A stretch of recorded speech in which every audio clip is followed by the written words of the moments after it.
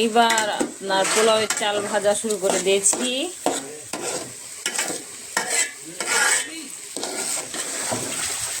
চাউলটাকে ভালো করে ভেজে নেব।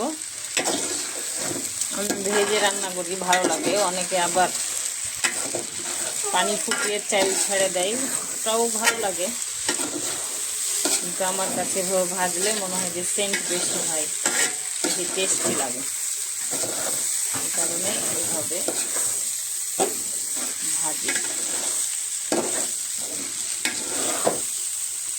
যে এখানে পানি গরম বসাই দিয়েছি, এখান থেকে পানি নিয়ে পোলাওতে দিলাম। পোলাওতে গরম পানি দিয়ে দিলে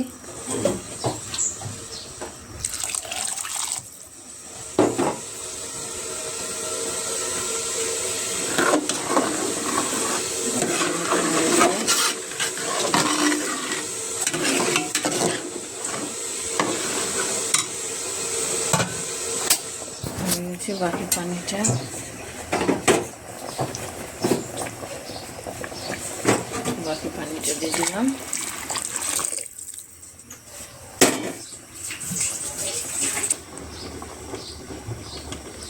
এবার লবণ দিয়ে দিলাম।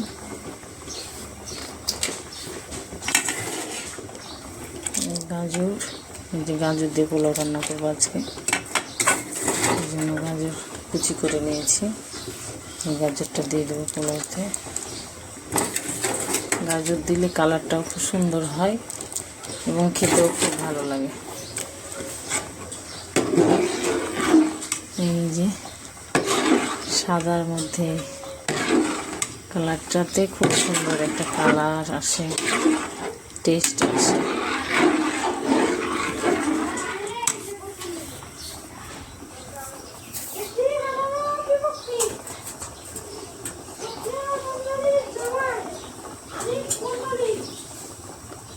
এই যে 3টা কাঁচামরিচ দিয়ে দিলাম। এই যে আমার পোলাও রেডি হয়ে গেছে, দেখেন কত সুন্দর লাগছে দেখতে, একদম পারফেক্ট পোলাও হয়েছে পোলাওটা। এই যে আমার বর মাংস নিয়ে চলে এসেছে, আমার পোলাও রান্না শেষ, এবার মাংস চাপাই দেবো। একটু দেরি হয়ে গেল আমাদের হোটেল থেকে আসতে মাংসটা।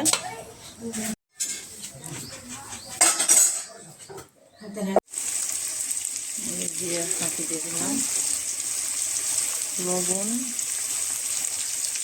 মাংসের মশলা দিলাম প্রথমে, এবার জিরা ফাঁকি দিলাম, এবার অল্প মরিচ দিয়ে দিলাম, হলুদ দিয়ে দিলাম।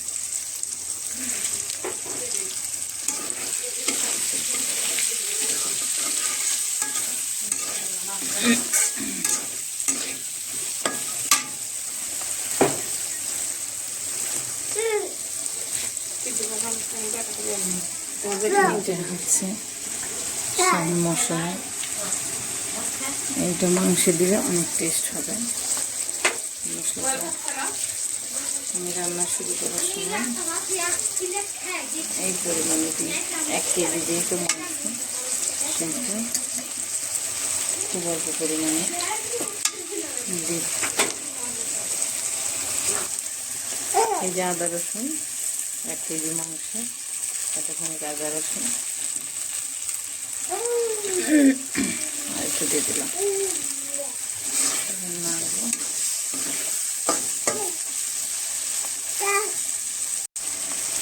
এবার মাংসটা দিয়ে দিলাম।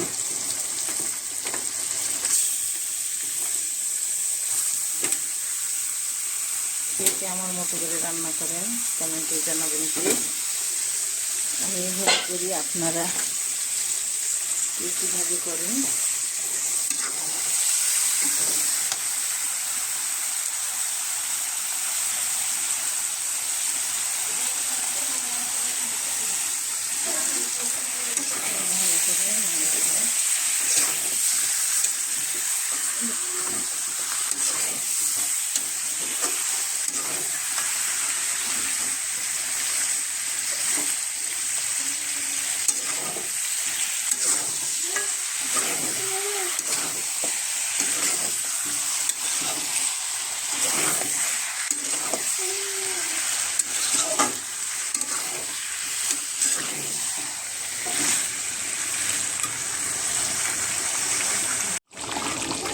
এই যে মাংসটা হয়ে গেছে এবার কমপ্লিট। এবার খাওয়ার জন্য আর একটু ঝোলটা কমে গেলে নামাই নেব। তেলের উপর চলে আসতে শুরু করে দিয়েছে। হওয়ার কিছুদিন পরে হালিমারটা হয়ে গেল দোকানে হুলস্থুল। এই যে খেতে বসে গেছি। দেখুন, কমেন্টে জানাবেন আজকে কে কি খাচ্ছেন অবশ্যই।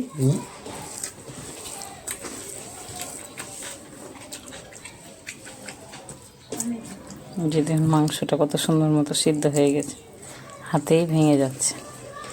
আমার ছেলে বলেছে যেন হাত দিয়ে ভাঙা যায়, আমি ওই জন্য সিদ্ধ করেছি সুন্দর করে। টমেটো সালাদ, মাছ ভাজার সাথে কই মাছ আর আলু ভাজি। খাবো, বিসমিল্লাহ।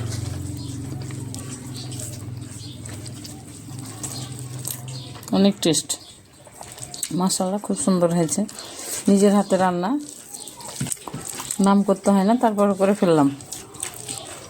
আপনাদের আমন্ত্রণ রইল। আল্লাহ হাফেজ।